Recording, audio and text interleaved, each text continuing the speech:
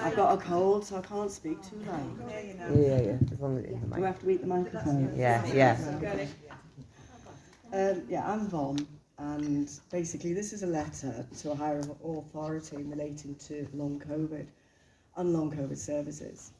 I worked for 30 years as a mental health nurse and a general nurse, and then I went on to work in independently for older people.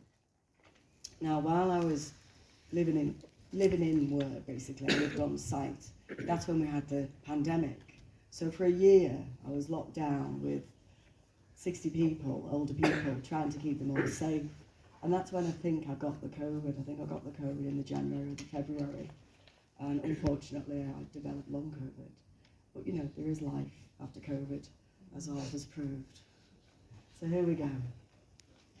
To whom it may concern, it's me again. I always seem to want something from you.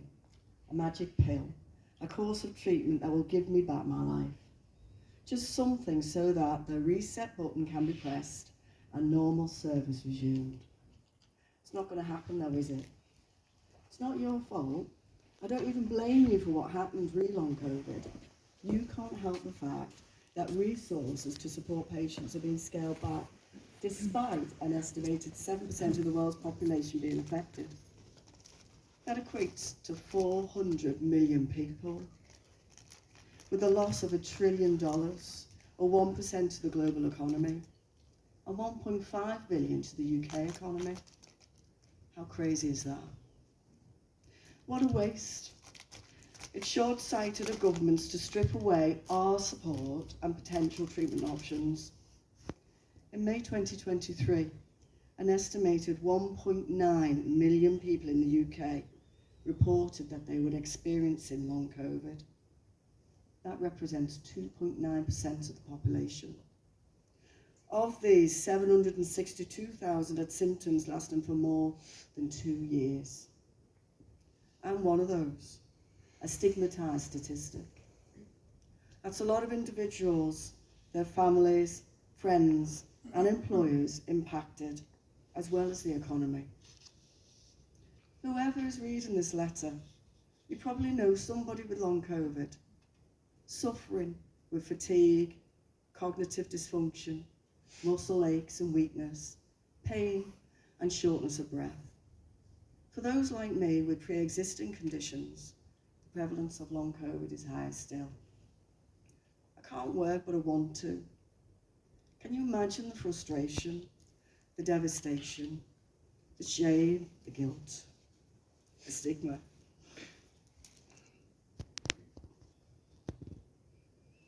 Set alongside that is the hopelessness.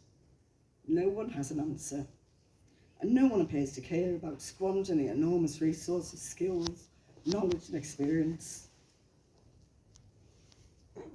The sense of despair and desperation have become overwhelming at times. Can you help? Will you help? Please don't dismiss anyone who comes to you with symptoms of long COVID. All I ask is that you listen and try to respond with empathy, kindness and understanding. To be ignored or rejected is tantamount to a life sentence of desperation and despair. There are services out there. Expedite the referrals and validate the human being who's come to you with hope that you may have some of the answers. Many thanks for your time, yours hopefully. Now the letter did end there, but I went to see the long COVID service about 2 weeks ago, so this is my postscript. I've just had a consultation with the Liverpool Long COVID Clinic and been informed that the service is being closed, so there will be no more appointments for me. That's no more ongoing support for those with long COVID who are newly diagnosed with post-COVID syndrome, or the 800 plus individuals currently on their books. I've been referred back to my GP's practice nurse. There's strong evidence to indicate that post-COVID syndrome is on the increase.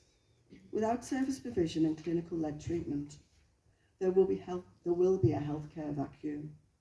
We're being abandoned at the highest level. I'm devastated.